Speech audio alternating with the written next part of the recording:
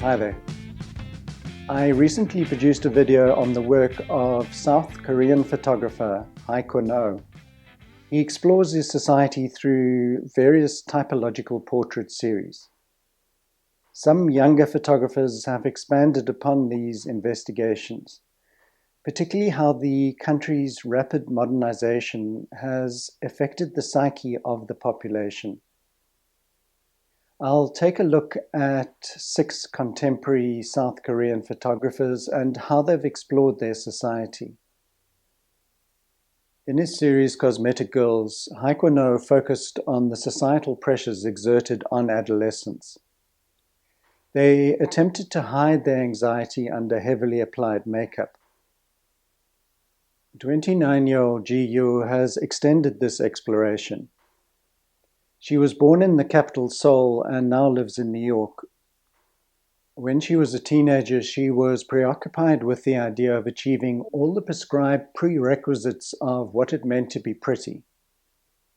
Her goal was to undergo full-body surgery in order to look more Caucasian. This is an unfortunate sentiment that is still extremely common in South Korea. Luckily, after getting an actual consultation, she became fearful of this course of action. She began to understand the detrimental effects of fixating on the beauty ideals generated by Western societies.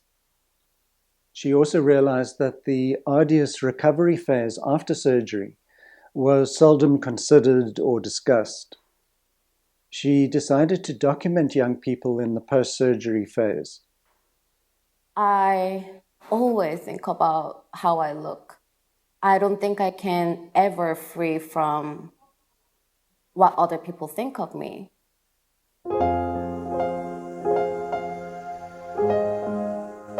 I was forced to be perfect all the time. I had to have great scores. I had to always present myself perfectly in all occasions. I have to be very graceful.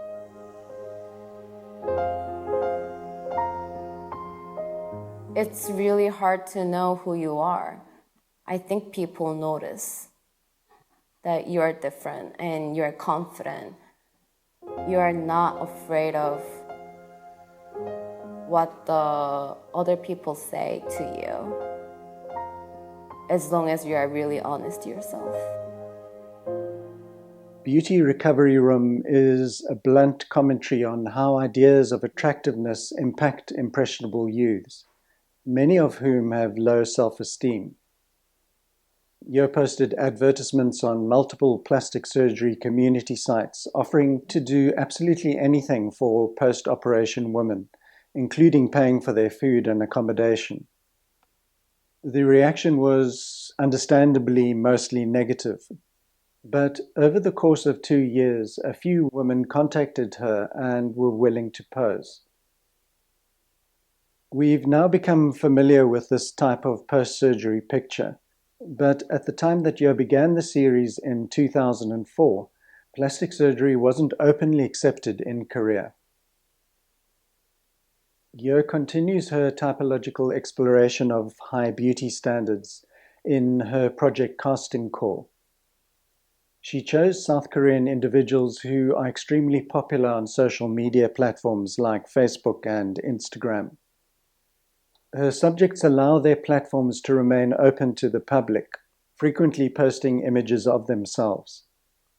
The engagement of their audiences is both positive and negative, but either way, it amounts to a lot of attention. Yeo creates close-up, stark portraits against a plain white background.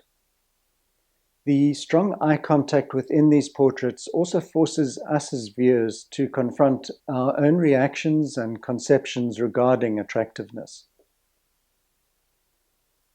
As Koo pointed out, South Korean society has paid a huge price for shifting so rapidly. Many of the values that held communities together have been lost along the way. The rush towards modernity created vacuums that on an individual level is often reflected in a fragmented sense of self. As the world as a whole rushes headlong towards AI, the predictions are that these symptoms will proliferate worldwide. Photographer Koo Sung Soo has expanded on the idea that when people reject their own traditions, they become untethered and often latch onto whatever is being offered. Sung Soo's photographs show the prevalence of Western societal culture, and especially American pop culture. He creates 8x10 color photographs that seem both familiar and strange. His prints are calm, flawless, and perfect, but they are peering below the surface of the globalization dream and revealing a sad absurdity. Seunggu Kim focuses on another aspect of this uncertain society and how the lives of individuals are impacted. He spent more than 15 years creating large format pictures for his project Better Days, documenting what he calls leisure culture. He finds it sad that people who are supposedly relaxing seem to be doing so in an extremely intense manner. 하루 동안 이 광경을 지켜보다 보면 재미난 일들이 많이 있는데요. 한편으로는 제한된 시간 내에 권태와 욕망 사이를 오가는 사람들의 모습이 우리의 현실을 드러내고 있는 것 같아서 좀 씁쓸하기도 합니다.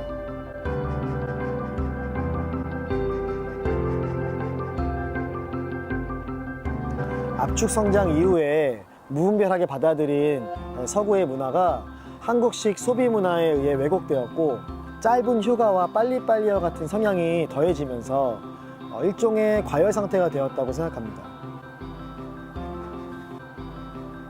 South Korea ranks fourth globally for the longest working hours, and the phenomenon of gwarosa, or death by overwork, is an acknowledged aspect of society. In 2023, the government was forced to abandon plans to increase the maximum working week from 52 to 69 hours because of backlash from the younger generations. The pressure to perform at work and the limits on free time has led to severely compressed periods of leisure. So people living in the cities try to cram as much R&R as possible into a few brief hours. In many of Kim's pictures, the attraction, spectacle, or event seems to take second place, and we are presented with claustrophobic scenes of relaxation being enacted. Jung Yeon-doo's series called Evergreen Towers presents 32 tenant families living in a Seoul apartment building. Whether it's through Yeon-doo's staging of the pictures or the family's attempts to project themselves, the subjects seem slightly stiff and ill at ease within their own spaces. Having a photographer in one's living room is exposing at the best of times, but the images become extremely revealing. All 32 homes have the same ceiling lights and the same wallpaper. In fact, it seems that none of the tenants have touched any of the fixtures installed by the construction company upon completion of the building. The differences only begin with the furniture and household items, and how the families interact with each other and with the photographer. The repetition of certain aspects, like the identical apartment layouts, creates a form of abstraction that forces our attention onto the individuals, their ideas to personalize their spaces and project their individuality. Yeon-doo believes that middle-class Koreans may try to make their homes look different, but they are acting out their identity in ways that conform to certain standards. For me, the essay also highlights broader issues related to present-day society, especially the myths that are presented regarding the benefits of modernization. Rather than liberating people to experience their lives, many have had their freedom constrained to just a few square meters. Kim Ok-sun's own experience of marrying a non-Korean man led her to produce this series, Happy Together. She says that it takes a lot of courage for a Korean woman to tie the knot with a foreigner and continue living in Korea. And for this reason, the Korean women in her images become the principal characters, while their husbands busy themselves with other tasks. She's spent over 2 decades photographing these couples, and the essay reveals not only aspects of the interracial marriages, but also gives insights into relationships in general. 아시아 여성이고요.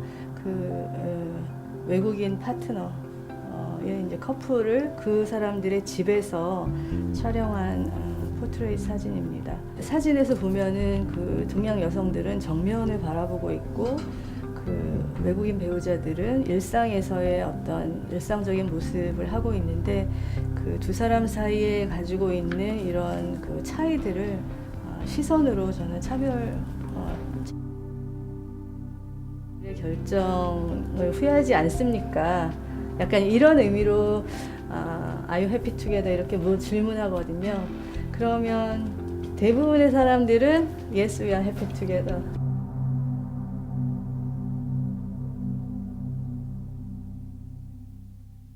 Rala Choi's photography is not outwardly focused on Korean society, but is more of a private exploration of memory, connection, and the quiet poetry of everyday life.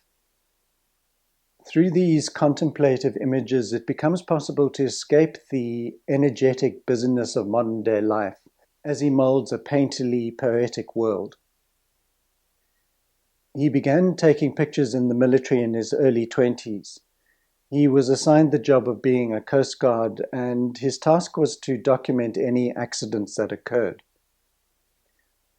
Although mundane, it sparked his interest in photography, and he began to research the medium. He initially started photographing digitally while working on commercial projects, but he found the work was unfulfilling and shifted to analog as he developed his fine art photography. He was influenced by the work of Sarah Moon and wanted to develop a form of photographic communication that allowed him to express human feelings. Strong themes of solitude and longing emerge, but he also wanted his images to embody contradictory emotions like loneliness combined with warmth. The dreamlike quality of his prints is enhanced by his use of the gum printing technique. I'll end with some video footage of him talking about this process. Hope you enjoyed that, and I'll see you next time. 사진은 그렇지 않게 선명하잖아요. 저는 이제 뭔가 후반 작업을 통해서 굉장히 좀 이게 사진을 기리게 가지고 진문계에서 약간 회화적인 요소를 갖다가 연출했는데 지금 시대에 있어서 굉장히 필요하다는 생각을 해요. 왜냐면 사진은 너무나도 빨리 찍히고 그리고 바로바로 보여주는 게 지금의 시대잖아요. 근데 이런 시대일수록 뭔가 저는 더 이게 왜 존재에 대해서 생각을 해봐야 된다고 생각하거든요. 사진이라는 게 왜 존재할까? 내가 찍은 사진을 내가 직접 보기까지, 직접 내가 내 손으로 만들어서 보기까지, 지금은 파일로, 그러니까 디지털로 촬영하게 되면 파일로 이제 전송을 하고 그러니까 프린터 뽑으면 되잖아요.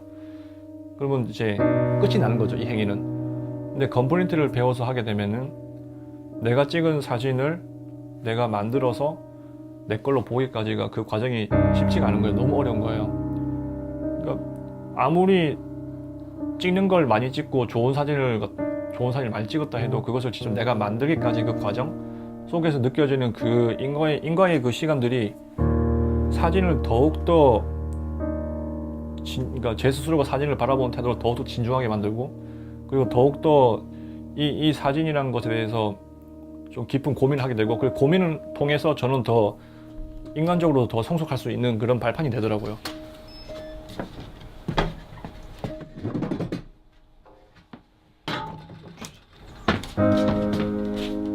그래서 건프린터라는 것을 배우는 것은 분명히 그러니까 누군가에게는 되게 불필요하고 필요 없을지도 몰라요. 근데 저는 이런 사라져 가고 있는 이런 기법들을 배우고 그리고 그걸로 직접 나의 오리지널을 만들어 본 사람만이 알 수 있는 이